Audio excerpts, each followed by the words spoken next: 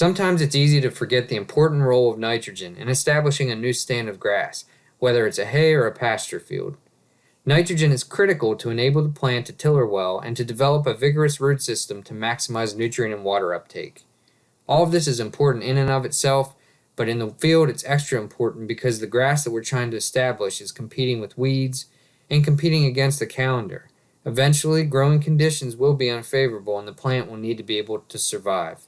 Add to this the stress of defoliation as the plant is grazed or mowed, and you can understand how nitrogen during grass establishment is so important. We're here on April 23rd right now in a field of fescue that was established last fall. It was broadcasted last fall. You can see that we've got good uniform establishment. The plants are well rooted and it's tillered out well. However, we know it needs to continue to develop and we hope to get some production out of it too.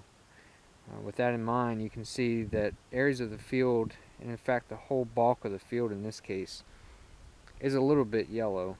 It's a little bit nitrogen deficient. Notice the pale green color, particularly when we contrast it to an area or spot in the field that has a little bit higher residual nitrogen for one reason or another. This is essentially what the whole field could or should look like. You know, nitrogen is very transient in the environment, so unless we have a reason to expect nitrogen release from a previous manure application or something, we need to assume that this field will not have as much nitrogen coming available. In this case, I would recommend about 40 to 50 pounds of nitrogen per acre as soon as possible. Now, I know some people have shied away from nitrogen in recent years because of concerns with nutrient pollution, but as we've discussed, nitrogen is critical and this crop will use it without really losing any to the environment. And 40 to 50 pounds of nitrogen per acre is in line with Virginia's nutrient management regulations. Assuming pH, phosphorus, and potassium were all addressed at planting, a nitrogen application here should now finalize the grass's development and give a decent first cutting.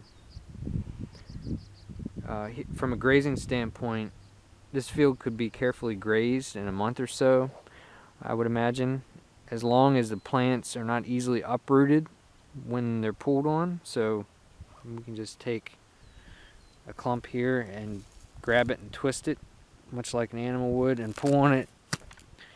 And if it breaks off rather than pulling the plant up, then you know it's ready to graze. We'll also want to make sure that this field is probably 10 to 12 inches in height before we graze it, and that says to us or ensures us that the root system is well established and functioning correctly, and that there's adequate leaf area there, that the plant's in a good positive energy balance when we start to graze it. Here we are in an established grass field, and a lot of what we discussed in the previous field still applies. The plants are already fully established, of course, but we need to ensure proper nitrogen to optimize yield and keep the plants strong. You can see that while uniform, this field is still a bit yellow in color, and contrast that with the area or an area that has had a little more nitrogen for one reason or another, and you can see the lost opportunity for growth in the rest of the field. I would recommend 50 to 60 pounds of nitrogen per acre here. And one final note, we've been blessed this year with an early spring. I expect that it represents an opportunity for an extended season for us that would be ideal for our cool season grasses, so potentially more yield overall. Be prepared to take advantage of it.